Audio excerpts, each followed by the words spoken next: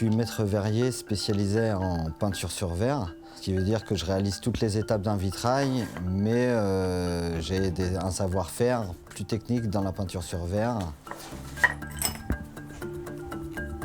Le numérique permet de pouvoir ajuster et puis tester différentes choses dans les couleurs pour voir si ça marche avant de couper le verre.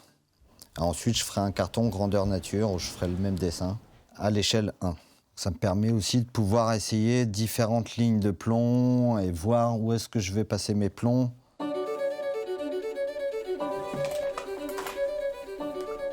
Donc là, du coup, je dépose ma peinture sur verre qui va me permettre de créer un petit grain et créer une animation dans le verre pour que ça accroche la lumière de façon différente. Et je vais revenir enlever de la matière pour retrouver l'éclat du verre et retrouver mes lumières.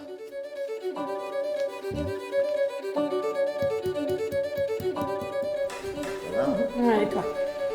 Alors, donc ça c'est le panneau de ton du père. Donc c'est un vitrail lorrain qui a été fait en 1905. J'ai retrouvé l'archive. On travaillait déjà ensemble avec Élodie et là on a officialisé les choses.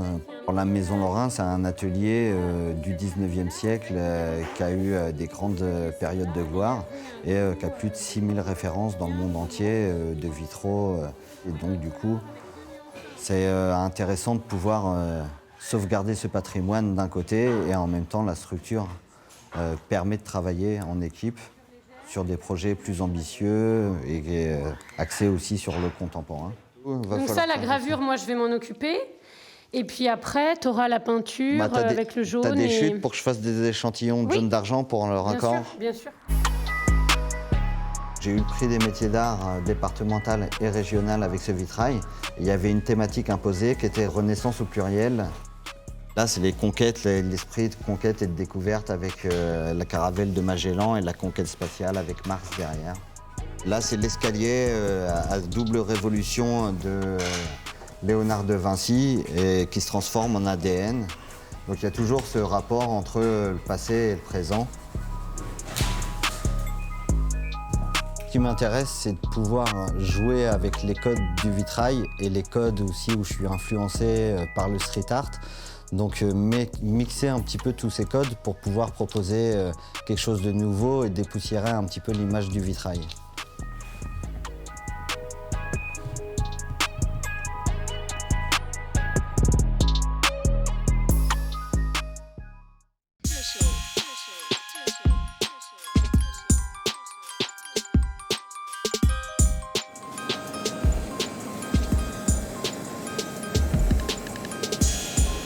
Dès tout petit, dès 5 ans, je suis rentré, j'étais à la fonderie, je jouais à la fonderie. Ensuite, à l'adolescence, mon premier travail, c'était la fonderie. Et puis, j'ai rejoint la fonderie, j'avais 17 ans. Il y avait encore mon grand-père à ce moment-là. C'est lui qui a commencé à m'apprendre le métier. Je suis polyvalent, j'arrive à tout faire grâce à la formation que j'ai eue de mon père et de mon grand-père avant, qui m'ont permis d'arriver là aujourd'hui.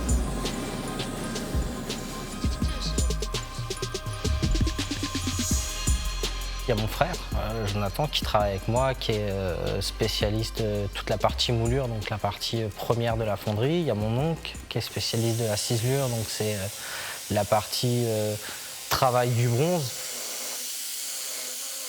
Alors, t'en es où, tonton?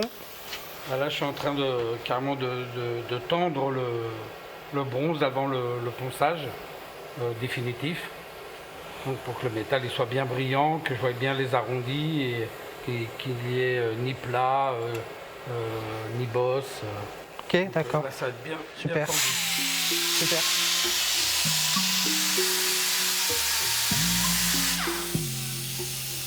Travailler en famille, c'est un bonus aussi. On sait comment les autres travaillent, c'est plus facile en fait de diriger une équipe qui est sa famille, parce qu'on ne parle pas pareil qu'un employé ou un salarié qu'on ne connaît pas.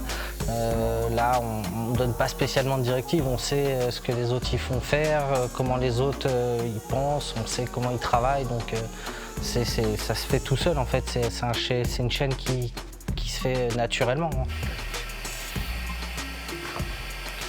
Donc là, on a la pièce une fois finie d'être jointée, quand on la démoule, ça donne ce rendu-là. C'est ça.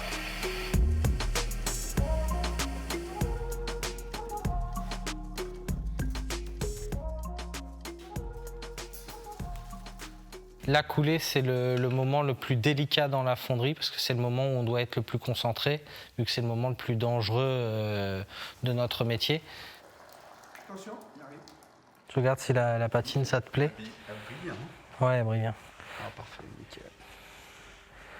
Ça te va ou tu voudras... Ouais, nickel. Ouais, c'est bon. C'est parfait. Tout est plaisant dans le métier de la fonderie, c'est que c'est tellement différent. Comme il y a très peu de pièces, c'est des séries de 8, ça passe très vite à une autre pièce, donc c'est toujours quelque chose de nouveau où on fait « Ah, ça c'est beau, ça c'est beau, ça c'est beau ». C'est agréable en fait de travailler en fonderie.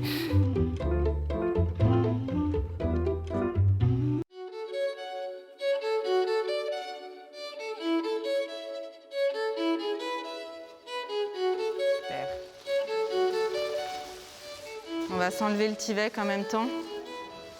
On va se le poser un petit peu au sol. Voilà. On va essayer de se le mettre en rotation là. Du coup, je vais passer derrière, puis tu vas le lever. Ce sont des œuvres de Damien Cadio, qui est un artiste français. On vient de les récupérer, donc on est ravis de les avoir enfin ici. Ça a été compliqué de les faire venir jusqu'à Dreux avec les différentes problématiques Covid, tests PCR, attestation de déplacement. Elles sont là, on est ravis. Ça marche très bien les trois là. Ah ouais, c'est top. On parle d'aura de l'œuvre dans l'esthétique de l'art. L'aura de l'œuvre, c'est ça, c'est que l'œuvre a une personnalité, elle a une présence. On cherche à la montrer de manière numérique tout le temps, mais en fait, ce qui fait matière de l'œuvre et ce qui fait présence de l'œuvre, c'est l'œuvre elle-même, en fait. Et là, on la voit bien, c'est super. L'Arsenal a une histoire, il n'a pas toujours été un centre d'art. L'Arsenal a été créé en 1902 pour être un bâtiment de stockage en fait, pour les pompiers. Et donc ce qui est amusant, c'est que le lieu a toujours ce patrimoine-là. On voit derrière, il y a la rampe en fait, d'accès qui permettait aux pompiers en fait, de s'exercer, à faire des allers-retours en haut, en bas. Ils jetaient aussi leurs tuyaux pour les faire sécher. Donc voilà, c'est amusant, on reste dans un lieu patrimonial.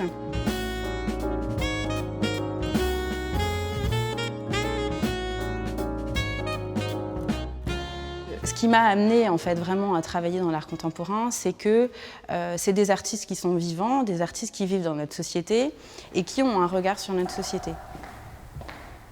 Ça nous permet d'avoir un vocabulaire alternatif à celui de la télévision ou de la radio, de nous parler effectivement de notre monde, au-delà de, je dirais, des médias, au-delà du journalisme. On a des artistes qui portent un vocabulaire sur l'écologie, l'environnement, d'autres qui portent un vocabulaire sur l'égalité homme-femme. Un artiste a cette manière de regarder le monde, de le penser différemment. Et donc, ça nous montre qu'effectivement, on peut avoir un regard sur notre monde autre que voilà, vivre le quotidien avec les allers-retours maison, travail, enfants, école. Et ça, voilà, ça nous donne d'autres perspectives, je dirais.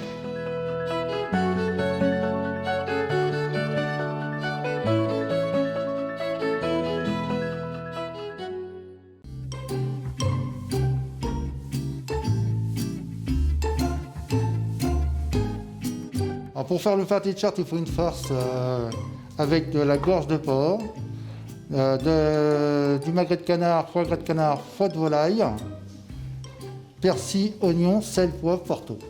Il y a environ 30% de canard dans une farce d'1 kilo. Alors j'affine la bordure, pourquoi? Parce que sur le dessus, il va y avoir une surépaisseur. Moins il y en a de pâtes, mieux ça vaut pour la clientèle. Alors maintenant, on va le mettre au four.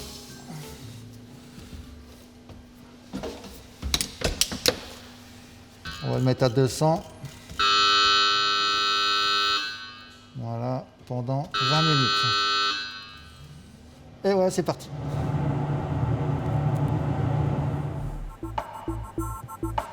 Ça va demander un peu de temps pour avoir un résultat pareil. Voilà. Et elle tient. Ça, c'est beau. On vend pas. Excellent. Et les épices, sont Les bien. fondants, il est assez Ouais. fondant. Ouais. Hein. Ouais. Ah, très Il y a bien. du goût, très très bien. Un charcutier qui sait pour faire du pâté de Chartres à Chartres, faut qu'il change de métier.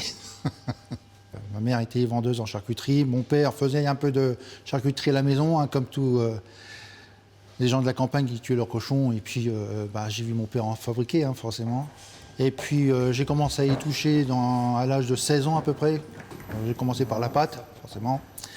Et puis après, j'ai commencé à triguer la viande pour le pâté de Chartres, le gibier à désosser, tout ça. Et petit à petit, j'ai progressé à faire le pâté de Chartres de Monsieur May à cette époque-là. Je suis fier de faire le pâté de Chartres et en vendre énormément, mais c'est mon métier. Hein, c'est un métier que j'aime. Et puis bon, travailler la pâte et un mélange de farce et de pâte, c'est beau à voir, quoi. Même produit fini, hein, vous l'avez vu, c'est superbe, quoi.